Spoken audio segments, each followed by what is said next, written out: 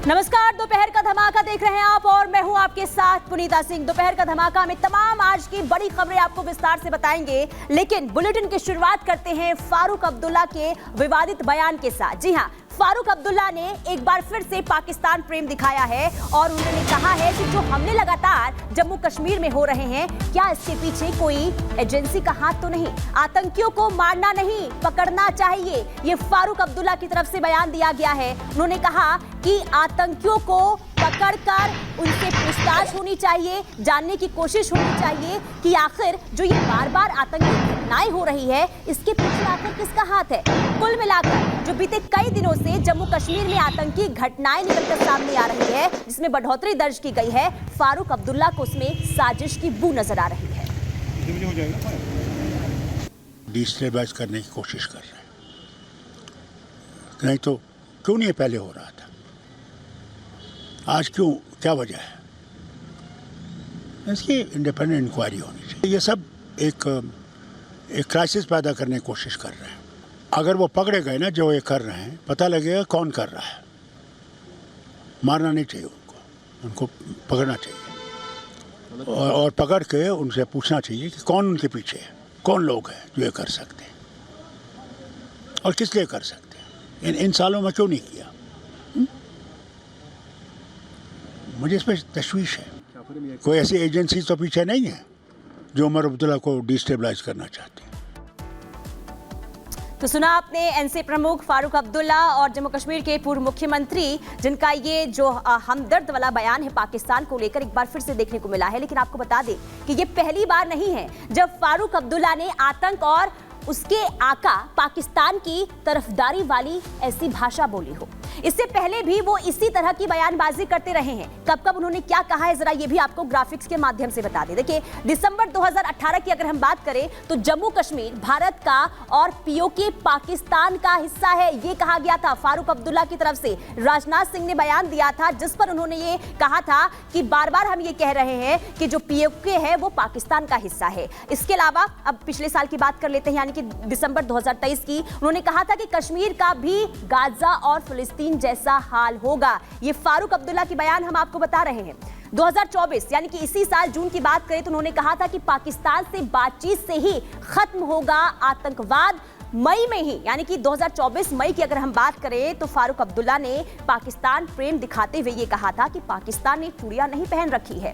अब बात अगस्त 2024 की कर लेते हैं। उन्होंने ये कहा कि कश्मीर की बर्बादी के लिए सबकी मिली भगत है। तो देखिए, बार बार हम आपको बता रहे हैं कि फारूक अब्दुल्ला ने कब कब अपना हमदर्द पाकिस्तान यानी कि पाकिस्तान को लेकर अपना हमदर्द दिखाया है। यानी कि अब आज की बात कर लेते, उन्होंने कहा कि आतंकियों को मारो मत, केवल पकड़ो। ये आज का बयान है। फारूक अब्दुल्ला ने ये तमाम बातें कही है और ये दिखाता है कि पाकिस्तान को लेकर उनका प्रेम किस कदर निकलकर बार बार सामने आता है। लेकिन सवाल ये कि आखिर पाकिस्तान को लेकर ये हमदर्दी क्यों? सिक्योरिटी फोर्सेस पूरी तरह से सजग हैं और ऐसी परिस्थितियां वहां पर पैदा होंगी कि फिर आतंकवादी वारदातें पूरी तरह से वहां से समाप्त होंगी।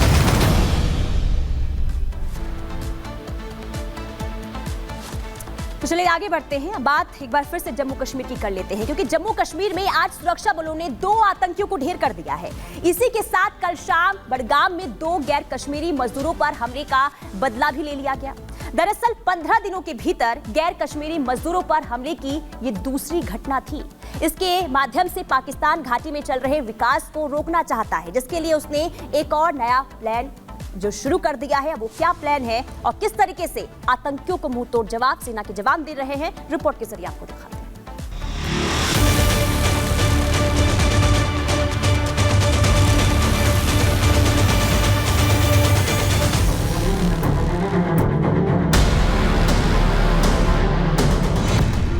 पाकिस्तान का इशारा, गैर कश्मीरी बने निशाना।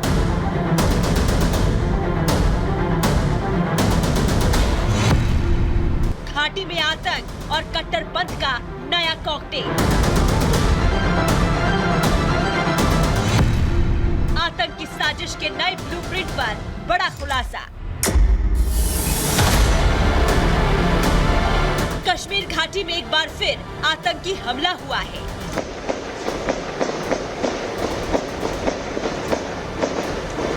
कायर आतंकियों आतंकियों ने इस बार भी गरीबों, मजदूरों को निशाना बनाया है। पिछले 15 दिनों में कश्मीर की धरती दूसरी बार मेहनत मजदूरी कर गैर कश्मीरी लोगों को निशाना बनाया गया है।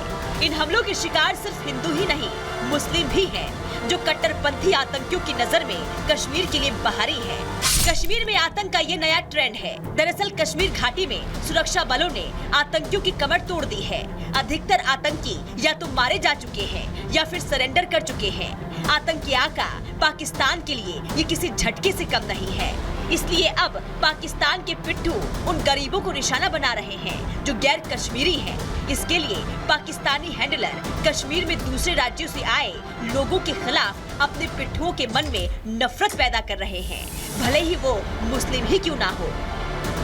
भारत में और स्पेशली JNK में जितना उग्रवाद और अलगाववाद चल रहा है उसके पीछे पाकिस्तान है, क्योंकि न केवल ये इंटेलिजेंस सोर्सेस बताते हैं, जो पकड़े गए टेररिस्ट हैं वो बताते हैं, बट सबसे बड़ी बात यह है पाकिस्तान में उनके पॉलिटिशियंस अपनी पार्लियामेंट में भी इसको कहने में कभी नहीं हिचकते या शर्माते।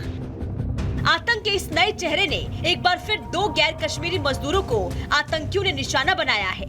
आतंकी हमले के शिकार दोनों मजदूर उत्तर प्रदेश के रहने वाले मुस्लिम हैं। आतंकियों ने बडगाम जिले में जल जीवन प्रोजेक्ट में काम कर रहे 2 मजदूरों को गोलियों से छलनी कर दिया।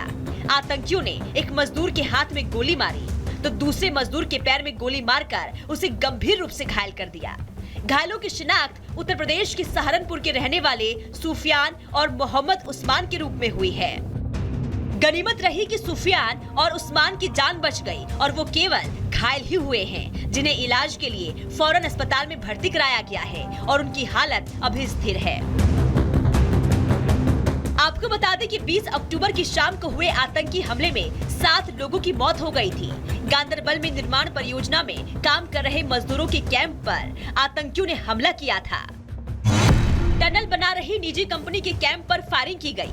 गैर कश्मीरी मजदूरों को निशाना बनाने के लिए हमला किया गया। आतंकी हमले में मजदूरों समेत कुल 7 लोगों की मौत हो गई। इस हमले में मारे गए 7 लोगों में 4 मुस्लिम भी थे। उसको उन्होंने एक टेररिज्म का सपोर्ट दे दिया है कि यस अलगाववाद, दैट मीन्स इंडिया से आप अलग हो जाइए, अपने आप को आप पाकिस्तान में मिला लीजिए।